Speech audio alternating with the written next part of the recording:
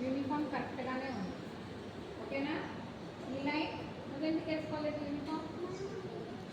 మీ mummy wash చేశారు. Next క్లాస్కి compulsory uniform ఉండాలి. ఓకేనా?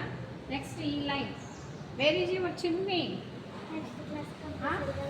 చేంజింగ్ చున్నీ. ఎందుకు చేంజ్ అయింది నీకు చున్నీ?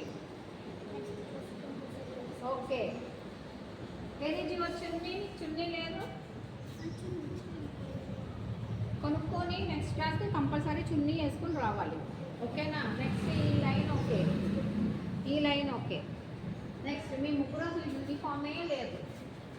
Stand properly. న్యూ స్టూడెంట్స్, మీరు న్యూ స్టూడెంట్స్ కాబట్టి స్టిచ్చింగ్ ఇచ్చారు. Okay.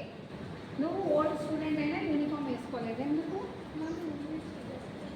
Now having uniform, why you are not wearing uniform? Okay. Next క్లాస్కి మీరు స్టిచ్ చేసుకొని కంపల్సరీ యూనిఫామ్ వేసుకురావాలి. అర్థమైందా?